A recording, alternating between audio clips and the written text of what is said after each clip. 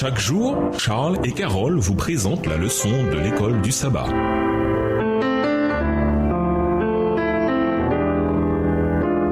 Bienvenue dans votre émission. Dieu nous parle. Nous voilà à la leçon de mercredi, un prêtre éternel. Lisons Hébreux 7, le verset 16. Sur quelle base Jésus est-il devenu prêtre? Hébreux 7, verset 16. Institué non d'après la loi d'une ordonnance charnelle, mais selon la puissance d'une vie impérissable. Jésus a reçu la prêtrise sur la base d'une vie indestructible et parce qu'il détient un ministère éternel. Les implications de ces faits sont renversantes. Cela signifie que le ministère de Jésus ne sera jamais surpassé ni surclassé. Jésus sauve complètement, éternellement, parfaitement. Hébreux 7, le verset 25. Le salut que Jésus donne est total et définitif. Il touche les aspects les plus profonds de la nature humaine. Hébreux 4, le verset 12, Hébreux 9, le verset 14, Hébreux 10, les versets 1 à 4. L'intercession de Jésus devant Dieu implique tous les bienfaits accordés sous la nouvelle alliance. Elle inclut aussi bien plus que le pardon des péchés. Elle implique mettre la loi dans nos cœurs, ce qui fait de nous de nouvelles personnes en lui, et amène à la diffusion de l'évangile dans le monde. Hébreux 8 et versets 10 à 12. Comme il est un avec Dieu et avec les humains, Jésus nous représente devant le Père. Comme il est celui qui a offert sa vie en sacrifice, Jésus dispose de la faveur indéfectible de Dieu. Lisons Hébreux 7,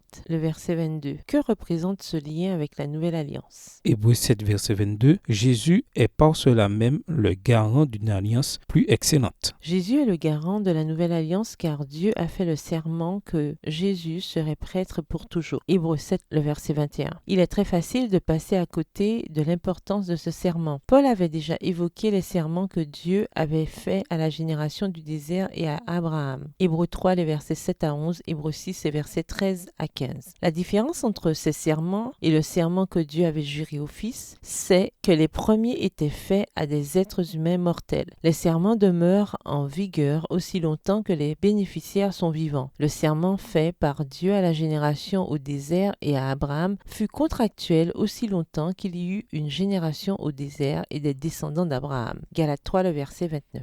Dans le cas du Fils, cependant, dont la vie est indestructible, le serment que Dieu lui a fait sera à jamais en vigueur. Une personne qui se portait garant pour une autre était passible des mêmes sanctions que la personne pour laquelle il se portait garant, y compris la mort. Pourtant, le Père a établi Jésus comme garant pour nous. Il tiendrait ses promesses. Voilà quelle certitude nous pouvons avoir concernant le salut que nous avons reçu en Jésus. Au revoir. Et à demain si Dieu veut. Dieu nous parle. Chaque jour, Charles et Carole vous présentent la leçon de l'école du sabbat.